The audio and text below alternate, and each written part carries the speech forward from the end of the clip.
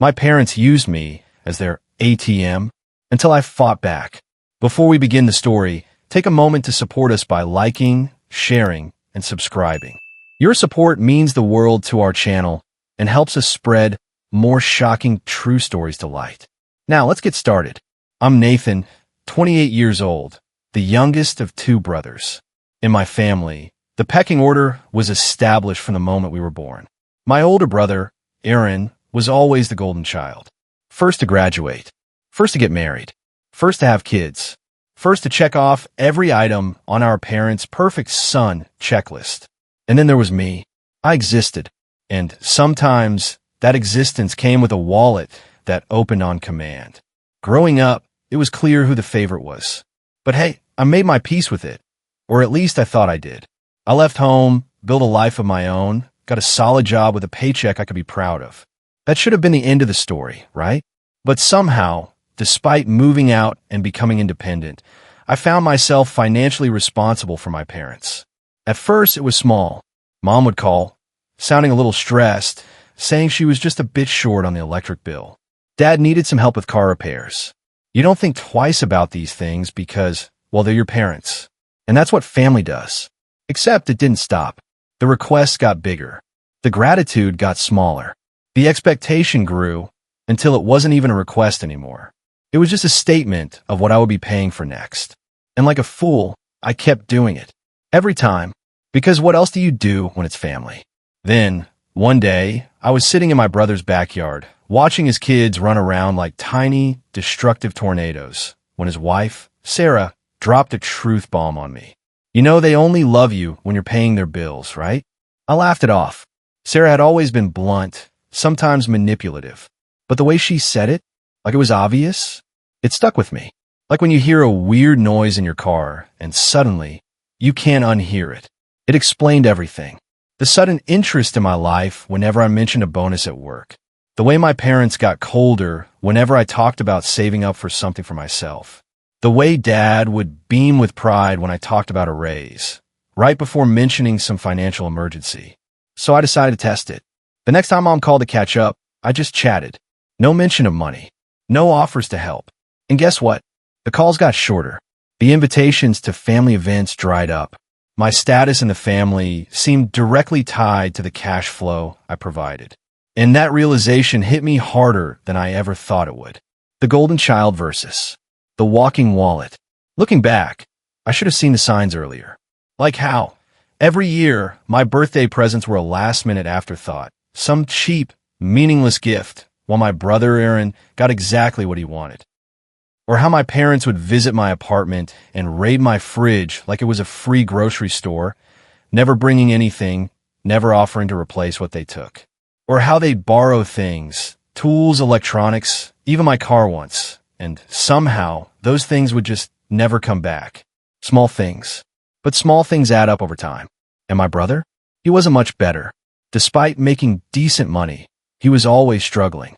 Something was always going wrong with his house. His car. His kids needed something expensive. And somehow, it always fell on me to bail him out. Because that's what family does, right? But here's the thing about family. It's supposed to be a two-way street. Sure, you help each other out when times are tough. But it's not supposed to be one person constantly giving while everyone else just takes. That's not family. That's a relationship with a human ATM. The worst part? I actually believed I was helping them. I thought I was being the good son, the good brother. I thought they appreciated it, even if it didn't show it much. I thought maybe one day all this giving would earn me the same love and respect they gave my brother for free. It didn't. It just made them expect more. The more I gave, the more they wanted. It was like feeding a stray cat. Once you start, you can't stop without feeling like the bad guy. And boy, did they know how to make me feel like the bad guy. We're not asking for much. After everything we've done for you, your brother would help if he could. It's just until next month. We wouldn't ask if it wasn't important. All those little guilt trips worked like a charm. Until they didn't. A family that only calls when they need money. Once I started noticing the patterns, I couldn't unsee them. Like how my parents bragged about my brother's smallest accomplishments. How he fixed a leaky sink. How he grilled a decent steak at a barbecue. But when it came to me, My achievements only came up when they needed an excuse for why I should be able to help out.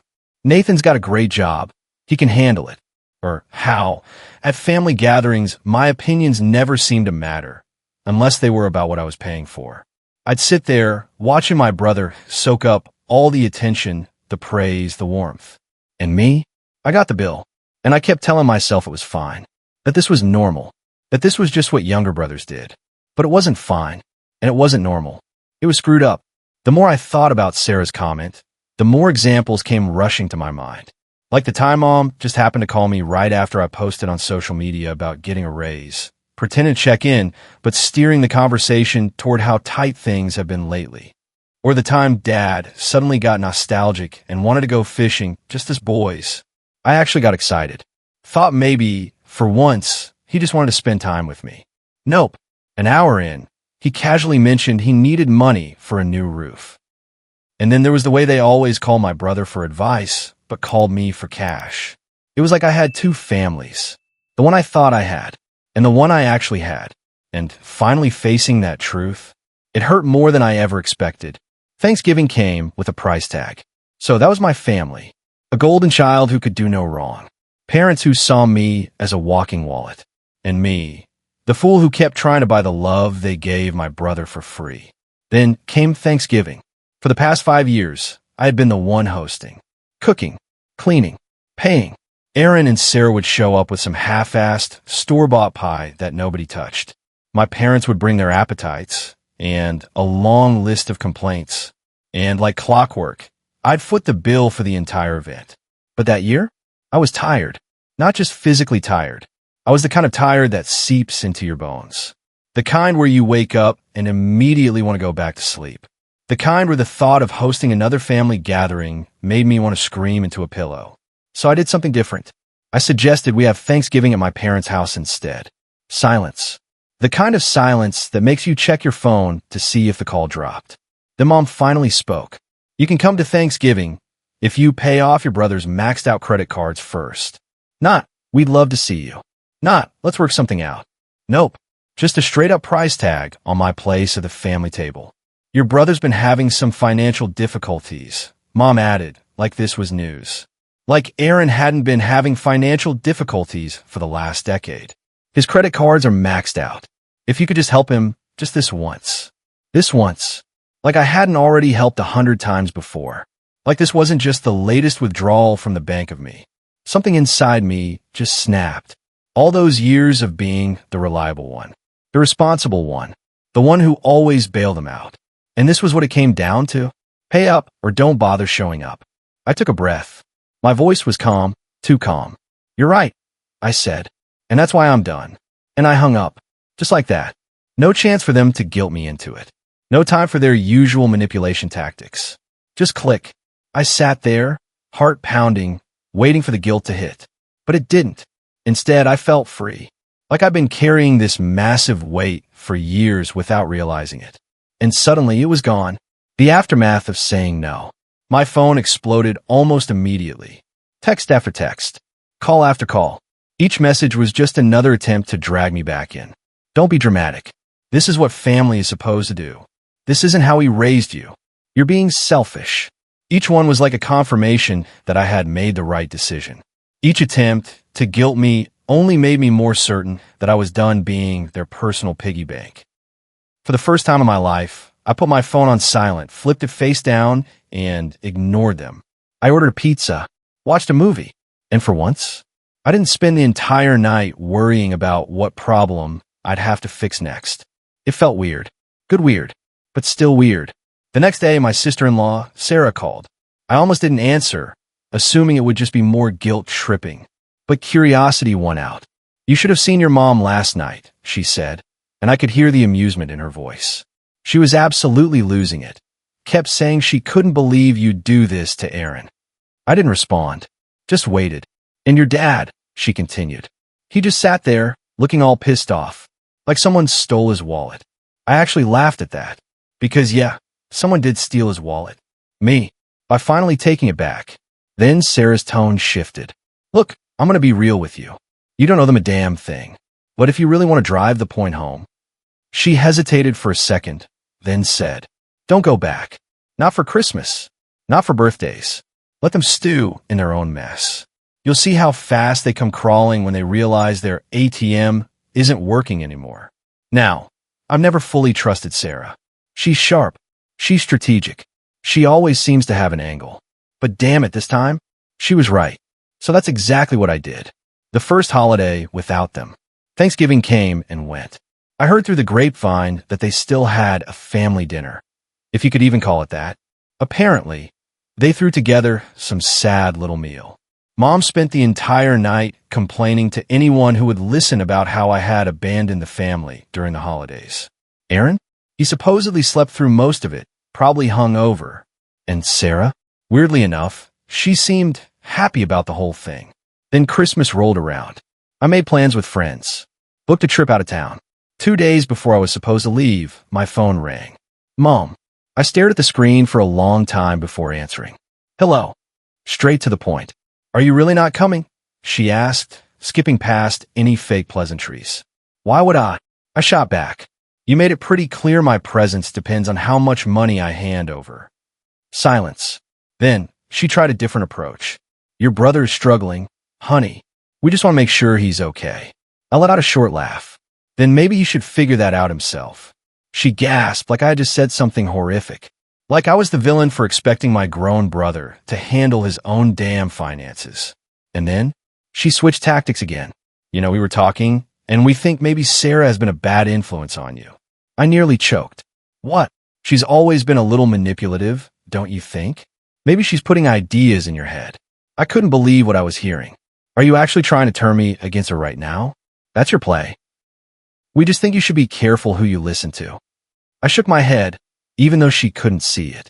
That's funny, because Sarah was the only one honest enough to tell me what you really think of me. More silence. Then, finally, I just hope you realize what you're doing. And she hung up.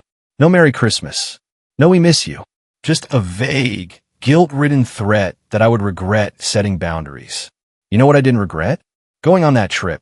Posting pictures of the best Christmas I'd had in years. No stress about who was getting what presents. No awkward family dinner where I paid for everything while Aaron got all the attention. No subtle digs about how I should be more like him, even though I was the one keeping the family afloat financially. Just me, my friends, and a complete lack of guilt. And let me tell you, it was glorious. When cutting them off wasn't enough. I thought that was the end of it. Some family drama that would eventually blow over. I figured if I just stood my ground, they'd realize I wasn't bluffing. That we'd figure out a way to move forward, where they stopped expecting me to foot the bill for everything. That's how it works in movies, right? Big confrontation. Lessons learned. Happy ending. But real life? Yeah, the universe had other plans for me. A week after Christmas, I got a call from my landlord, which was weird because we never talked unless something was wrong with the apartment. Hey, he said, I got a strange call from someone claiming to be your mother. My stomach dropped. What? She said she was worried about you. Wanted to make sure you were handling your bills okay. My blood ran cold. This wasn't concern. This was her digging into my finances. Why? Because she couldn't manipulate me anymore. So now she was looking for leverage. Maybe hoping I was behind on rent, so she could swoop in with some help. The kind that would come with strings attached. She also asked how much you were paying, my landlord continued. I didn't tell her anything, obviously. But I figured you should know. I thanked him and hung up, my mind racing. Who does that? Who calls their adult son's landlord to spy on his finances? It was insane. But in a weird way, it was also validating. It proved everything I had been thinking. They didn't care about me. They cared about access to my money. And now that I had cut them off, they were desperate to find a way back in. That's when I realized this wasn't going to be a simple, I need space situation. This was serious, and I needed to protect myself. Going into lockdown mode. The next day, I went full lockdown mode.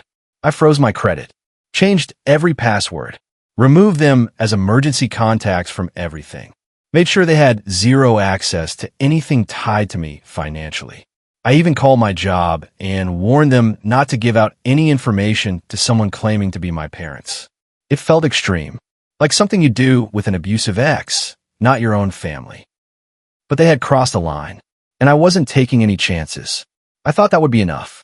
That if I made myself untouchable, they'd finally back off. But they weren't done with me yet. Not even close. The ultimate betrayal. A week later, my phone rang. It was my brother, Aaron. We hadn't spoken since the Thanksgiving fallout, so I was shocked to see his name pop up. For a split second, I thought maybe, just maybe, he was calling to apologize. To say he finally understood why I walked away. But no. The second I answered, his voice was tight. Mom and Dad just took out a loan in your name. The world tilted sideways. They what? They used your social security number, he said, his voice quieter now. They took out a loan, and I think they were hoping you wouldn't notice. My hand started shaking. How do you know this? Silence. Then, after a long pause, he admitted, because they asked me to do it first. I felt sick. You're telling me they wanted you to take out a loan in my name? Aaron let out a shaky breath. Yeah, Mom said you wouldn't mind, that it was just temporary. My chair scraped against the floor as I shot to my feet. Are you kidding me right now? I told them no, Nathan, he said quickly. But I guess they just did it themselves. I pulled up my credit report, my heart hammering. And there it was. A brand new personal loan under my name. Thousands of dollars. A loan I never took out. My voice was barely a whisper. Holy SHD. They actually did it. Asterisk. Aaron sighed. Yeah, they did. The floor felt like it was crumbling beneath me. This wasn't just manipulation. This wasn't just guilt trips. This was a crime. They did this before, and I never knew. After a long silence, Aaron spoke again. They did the same thing to me last year. I froze. What? They took out a credit card in my name, he admitted. I found out when collections started calling me. What did you do? I paid it off, he muttered, his voice dripping with shame. They made me feel like it was my fault. Like I owed them. Like it was just part of taking care of family. I was stunned. All this time, I thought this was some new low for them. But no, this was a pattern. This was who they were. Why are you telling me now? I finally asked. Aaron let out a slow, heavy breath. Because I wish someone had told me. And then quieter. And because I'm tired of pretending everything's fine when it's not. I closed my eyes. For years, we had both been afraid of them. Not physically, they never hit us. But emotionally, financially. Yeah, we were terrified. Terrified of the guilt. Terrified of their manipulation. Terrified of being the bad guy who didn't help family. But this time, they had gone too far. Way too far. I need to report this, I said, my voice steady. Aaron hesitated. You know, they could go to jail for this. I swallowed hard. Are you okay with that? Another long pause. Then finally, I think they need to face consequences this time. Real ones. I nodded to myself. Yeah, me too. Turning them in. The next few days were a blur. Phone calls, banks, credit bureaus, and finally, a lawyer. I had never dealt with identity theft before, and let me tell you, it was a nightmare. Forms to fill out. Statements to make, reports to file. It felt like I was trying to prove I was me, while someone else was running around being a Steyr Asterisk version of me. When I called the bank, the rep sounded skeptical at first. So you have no idea who might have done this? I clenched my jaw. Oh, I know exactly who did it. And who would that be? My parents. There was a pause. Understood, she said, her tone shifting. In that case, you'll need to file a police report. Once we have that, we can start the process of removing the fraudulent loan from your credit file. I took a deep breath. I'll take care of it. And just to confirm, she continued, would you like to press charges? That moment, that exact moment, that was when it hit me. I was about to do something I never imagined I'd have to do. Something I shouldn't have to do. I was about to press charges against my own parents. But then I thought about all the years of manipulation, the money they drained from me, the countless times they made me feel guilty for wanting to keep my own earnings. And now this wasn't just some family dispute. This was fraud. This was theft. Yes, I said firmly. I want to press charges. Mom's last-ditch effort. 2 days later, my phone rang. Mom. I figured it was a good opportunity to get a record of her admitting what they did. So I picked up. How could you? She snapped the second I answered. I didn't even pretend to play dumb. How could I? I repeated, my voice ice cold. You stole from me. Mom didn't even deny it. Sweetie, we needed the money, she said like that made it okay. My blood boiled. So you stole from me? You forged my signature. You don't understand, she snapped. We're drowning here, and you have so much. You didn't even notice when the money was gone. I laughed, an ugly, bitter laugh. Oh, trust me. I noticed. Mom sighed, her voice shifting into that whiny, poor me tone. It was just a loan, Nathan. A loan. As if that made it better. We were going to pay it back. That's not how this works, Mom. I shot back. This is fraud. I could have you arrested for this. Dead silence. Then, finally, she let out this sharp, bitter little laugh. You wouldn't, she sneered. And there it was. The audacity. The absolute certainty that I would let them get away with it because family. Because that's what I'd always done. I gritted my teeth. Watch me. And I hung up. The investigation begins. The next morning, my phone rang again. But this time, it wasn't my mom. It wasn't my dad. It wasn't even my brother. It was a number I didn't recognize. I hesitated, then answered. This is Detective Harris from the Financial Crimes Division, a deep voice said. We received your fraud report and would like to ask you a few questions. I took a breath. Of course. For the next hour, I walked him through everything. The fraudulent loan, the forged signatures, the bank records, the history of financial manipulation. By the time I finished, my hands were shaking. Then the detective hit me with something that knocked the wind out of me. We actually have another open report tied to your family. I froze. What? Your brother filed a police report last year. Same thing. Fraudulent credit card taken out in his name. I sat there stunned. I knew Aaron had told me they did this to him, too, but I didn't know he had actually reported it. I thought he just paid it off, I muttered. The detective confirmed. He did, but he also filed a report first. Didn't pursue charges at the time, but it's still in our system. My stomach twisted. Can you combine the cases? Already working on it, he said. This pattern of behavior will be relevant. I swallowed hard. This wasn't just about me. It wasn't a one-time mistake. It was a pattern of financial abuse. A pattern my parents had been running for years. And now, they were finally going to face the consequences. My brother's confession. As soon as I hung up with the detective, I texted Aaron. Me, you didn't tell me you reported them, too. The typing bubble appeared, disappeared, reappeared. Then finally, Aaron, I was embarrassed. A few seconds later, another message. Aaron, they made me feel like I owed them. I paid it off just to make it stop. But I reported it in case they ever did it again. I stare at my screen. All this time, I thought I was alone in this. But I wasn't. They had been stealing from both of us. Then gaslighting us into thinking we were the bad guys for setting boundaries. I took a deep breath. This wasn't about family drama anymore. This was a crime spree, and I was going to make damn sure it ended here. The fallout begins. The next few days were absolute chaos. The bank froze the fraudulent loan. The police took formal statements from both me and Aaron. And my parents? Oh, they lost it. They called. They texted. They showed up at my apartment. Thankfully, I wasn't home. Sarah later told me that Mom was in full meltdown mode, crying, screaming, playing the victim to anyone who would listen.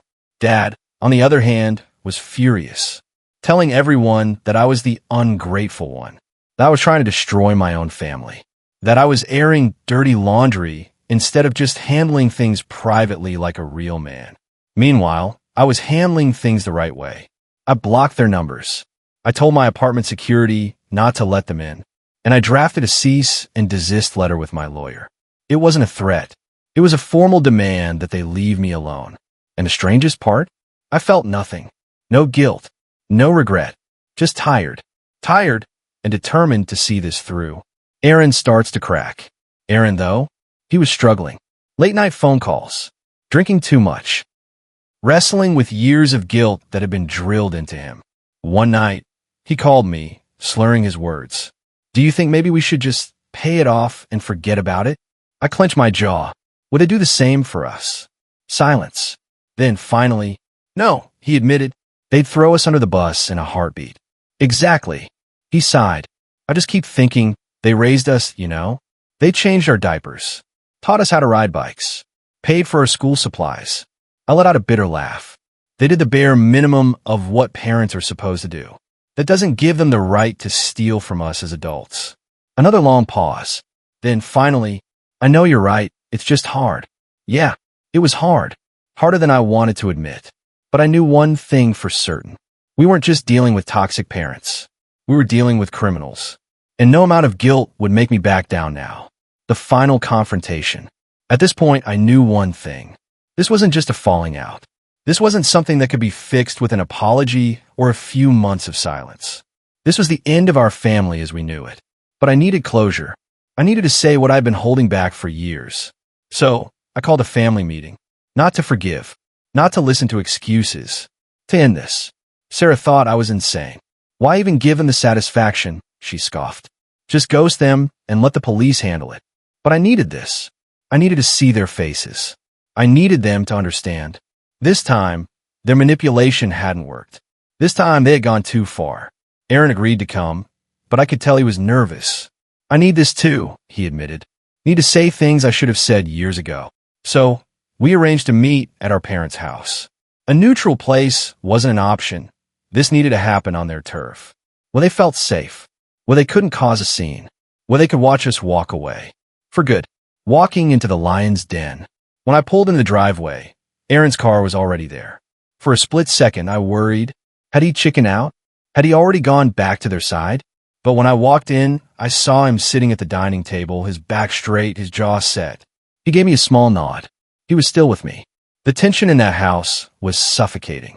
Mom sat stiffly at the table, arms crossed, looking offended, like she was the victim here. Dad stood by the fridge, silent, his face carefully blank. And Sarah? She leaned against the counter, arms folded, watching everything with sharp, knowing eyes. I sat down next to Aaron and took a deep breath. So, I said, my voice steadier than I felt. Do you want to explain? Mom scoffed. Explain what? I slid the fraud report across the table. This. Her eyes barely flicked over the paper before she looked away. We were going to pay it back. My fists clenched. That's not the point. You stole from me. You used my name, my credit, and didn't even have the decency to tell me. Mom's voice turned ice cold. We're your parents, she said. We gave you life. And this is how you repay us. I let out a bitter laugh. Repay you? You've been draining me for years. Dad finally spoke. We were desperate, he said. Your mother. Don't blame her. I cut him off. You both did this. Then, I turned to Aaron. Tell them what you told me. Aaron hesitated. His fingers drummed anxiously on the table. Mom's eyes narrowed. Go on, she said, her voice low. Aaron swallowed hard. You did the same thing to me last year. Mom's expression didn't change. Aaron's voice wavered, but he pushed forward. You took out a credit card in my name. I found out too late. And I paid it off because he exhaled shakily, because you made me feel like I owed you. Sarah let out a short laugh. Mom snapped toward her. Oh, shut up, she hissed. You've always turned them against us. Sarah just smirked. I told them this would happen. Dad rubbed his temples. You're both making a big deal out of nothing. Nothing. My voice shook with anger. You committed a crime. And you think I should just let it go? Mom's face twisted. What do you want? She snapped. An apology? I laughed, sharp and humorless. I don't want your apology. I pulled out my phone. I already reported you. The police are investigating. For the first time, they looked scared. Mom's face went pale. You didn't. I did. Dad's fist clenched. You do this to your own family? I met his eyes without flinching. You did this to yourselves. The silence was heavy. The kind of silence that made my skin crawl. Then Mom snapped. She slammed her hands on the table so hard the salt and pepper shakers toppled over. You were supposed to take care of us, she screamed. And there it was. Not love. Not concern. Expectation. Obligation. Ownership. I was never their child. I was their retirement plan. The air went cold. I let that truth sink in. I looked at Aaron, who suddenly seemed lighter, like he had been carrying this weight for years and was finally setting it down. I looked at Sarah, who was nodding like told you so. I looked at Dad, who just stared at the table, his face carefully blank. And then, I stood up. I'm done. Mom's mouth opened, but nothing came out. Dad's face darkened, but he didn't move. I turned to Aaron. Come with me. His eyes darted between our parents and me. For a moment, I thought he might stay. But then, he stood up. Mom gasped. You can't be serious. Aaron's voice was rough when he spoke. I'm done too. And just like that, the last chain they had over us snapped. We walked out together. side by side, leaving behind the people who were supposed to love us unconditionally, but only ever saw us as resources to exploit. Mom's voice followed us out the door. You'll regret this. You'll come crawling back. We're your family. I didn't turn around. Neither did Aaron. The door slammed behind us with a final click. And just like that, we were free. Freedom tastes different. In the driveway, Aaron started shaking. Not crying, just this full-body tremor, like he was freezing from the inside out. I put a hand on his shoulder. You okay? He nodded but didn't look at me. Yeah, he let out a sharp breath. That was 20 years overdue. Sarah walked out a minute later, her keys jingling in her hand. She looked at Aaron with something that almost resembled pride. Well, honey, she smirked. You finally did it. Took you long enough. We stood there for a moment, the three of us in the cold evening air. None of us quite sure what happened next. It felt like we had just jumped off a cliff together, and we were still falling, waiting to see where we'd land. Aaron ran a hand down his face. What now? He asked. I shrugged. Now? We keep going. Just without them. He nodded slowly. Yeah, without them. It sounded simple when I said it like that. But as we drove away from that house, I knew this was going to be the hardest thing we had ever done. They weren't done yet. Of course, my parents didn't just disappear. They called. They texted. They tried everything to get back into our lives. I blocked them all. Aaron did too. Eventually, Mom even resorted to snail mail. A tear-stained letter about how they were truly sorry and had no idea what they were doing, right? Because accidentally committing identity theft is totally a thing. I ignored it. Instead, I followed through with the fraud claim. And, did they feel the consequences? Fines, court appearances, rec credit. They still blamed me. According to family gossip, they were telling everyone that I was mentally unstable, that I had authorized the loan and then changed my mind. Sure, whatever helps you sleep at night, Mom. Except, I had stopped giving a sh*t. Like completely. It was like a switch had flipped inside me. All those years of trying to earn their approval, gone. All the guilt I used to feel for standing up for myself, gone. For the first time in my life, I wasn't looking over my shoulder, waiting for the next time they'd come asking for more. I was free. Aaron's healing. I'm thriving. Aaron started therapy.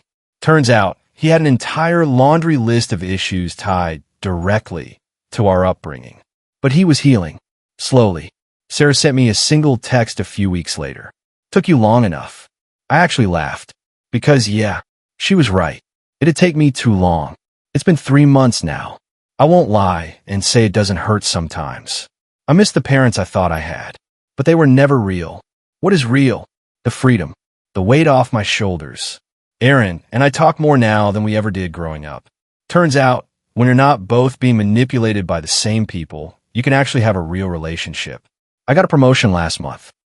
Didn't have to worry about some sudden emergency that would eat up the extra cash. I'm saving for a house now. Something I could never do before. People ask me if I'll ever forgive them. Maybe. One day. But forgiving someone doesn't mean handing them another chance to ruin your life. My parents made their choice. They decided their kids were more useful as resources than as people. Now, they're stuck with the fallout. Meanwhile, I'm building a life where people care about me for who I am, not for what I can give them, where family means having each other's backs, not just me covering the bill every time. So yeah, that's my story. From family doormat to living my best life. And my parents? They can enjoy the bed they made. Hope it's uncomfortable. In case anyone asks, a few of you might wonder if I was too harsh. Let me be clear. They committed a crime against me. This isn't they forgot my birthday or they said something mean once.